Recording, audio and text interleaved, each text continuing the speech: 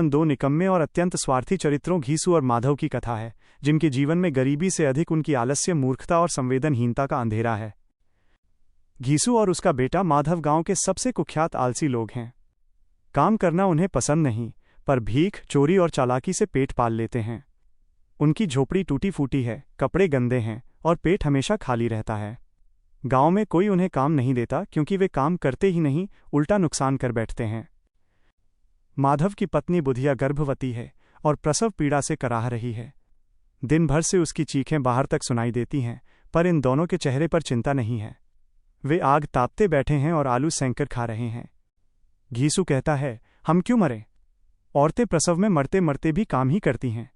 माधव अपनी पत्नी की कराह सुन सुनकर असहज तो है, पर भीतर उठने वाला दायित्व भाव उसके आलस्य और भूख के आगे फीका पड़ जाता है। रात गहराती है। अंत में बुधिया की आवाज बंद हो जाती है। सुबह जब दोनों अंदर जाते हैं तो देखते हैं बुधिया मर चुकी है, उसके पास एक मृत नवजात भी पड़ा है। माधव फफक फफक कर रोता है, पर घीसू भावहीन बैठा रहता है। अब उन्हें सबसे बड़ा सवाल परेशान करता है, कफन कैसे आएगा? उनके पास पैसे तो हैं नहीं। दोनों गांव में घूमकर लोगों से बुधिया के अंतिम संस्कार के लिए चंदा मांगते हैं। गांव वाले बुधिया की कठिनाई और उसके समय से पहले हुई मौत के कारण द्रवित होकर पैसे देते हैं। कुछ लोग बेचैनी में ये सोचकर और भी देते हैं कि शायद इन दोनों का हृदय पिघल जाए।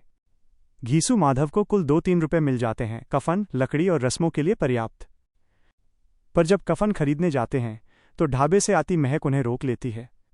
भूख से तड़पते दोनों एक दूसरे को देखते हैं और फैसला कर लेते हैं, कफन तो जल ही जाएगा, पर पेट में अन्न पड़ेगा तो हम जिंदा रहेंगे। वे सारा पैसा दारू, पूड़ी, कचौरी और गोश्त में उड़ा देते हैं। ढाबे में बैठकर खाते हैं, पीते हैं और नशे में गाते हैं और कहते हैं, बेचारी कैसी नेक थी, भगवान उसे स्वर्ग दे। उनकी आंखों में आंसू हैं, पर ये आंसू पछतावे के नहीं, नशे और भावुकता के हैं। रात घने अंधेरे में बुधिया की लाश झोपड़ी में पड़ी रह जाती है। घीसू माधव शराब के नशे में डूबे हुए हैं।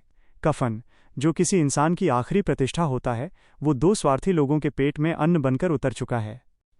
कहानी के अंत में प्रेमचंद एक गहरा सवाल छोड़ते हैं, क्या घीसू माधव महज अत्यंत दीन गरीब लोग थे, या व्यवस्था ने उन्हें इतना कठोर बना दिया कि वे इंसानियत भी भूल गए?